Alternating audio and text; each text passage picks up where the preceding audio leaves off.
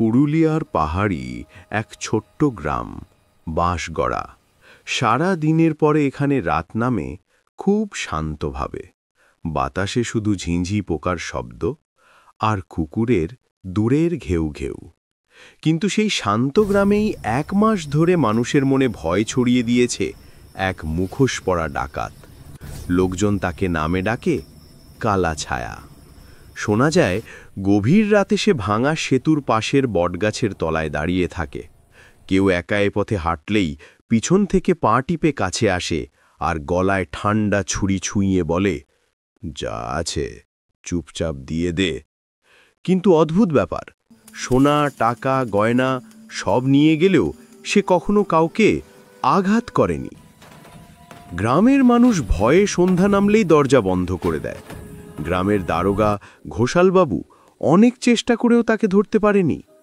এদিকে গ্রামের স্কুল শিক্ষক অর্ণব একেবারেই ভীতু নন। তিনি বিশ্বাস করতেন কালা ছায়া কোনো পেশাদার অপরাধী নয়, মানুষের কষ্ট দেখলেই চুরি করে বলেই চেষ্টা করছে বোধহয়। একদিন অর্ণব সিদ্ধান্ত নিলেন সত্যিটা খুঁজে বের করবেন।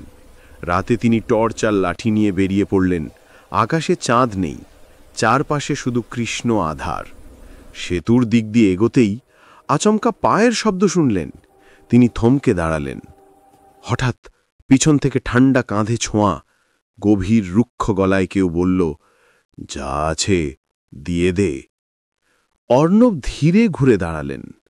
মুখোশের ভেতর চোখ দুটো জলজল করছে। অর্ণব শান্ত গলায় জিজ্ঞেস করলেন, তুমি এত কিছু চুরি করো কেন? কাউকে মারো না, ভয় দেখাও মাত্র, তোমার দরকারটা কি? কালো ছায়া কিছুক্ষণ চুপ করে রইল, তারপর ধীরে ধীরে মুখোশ খুলল। অর্ণব দেখে হতবাক, এ তো গ্রামেরই ছেলে চন্দন। বছরের পর বছর শহরে কাজ না পেয়ে ফিরে এসেছে।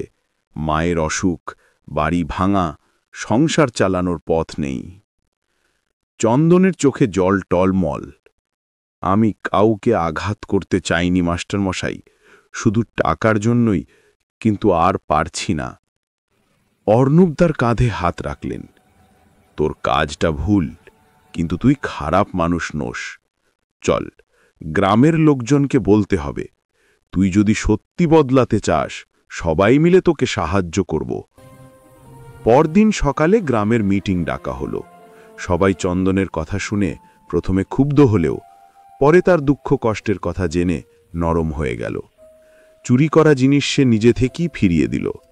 গ্রামের লোকজন ঠিক করল চন্দনকে তারা নতুন করে জীবন শুরু করতে সাহায্য করবে।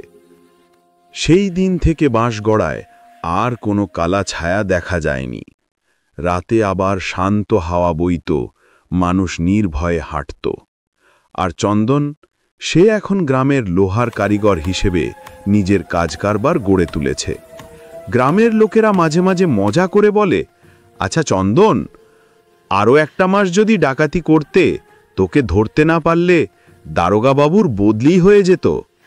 চন্দন হেসে মাথা নিচু করে ফেলে। তার হাসিতেই বোঝা যায় ভুল করে মানুষ, কিন্তু ঠিক পথে ফিরলে গ্রাম তাকে আবার নিজের মানুষ করেই নেয়।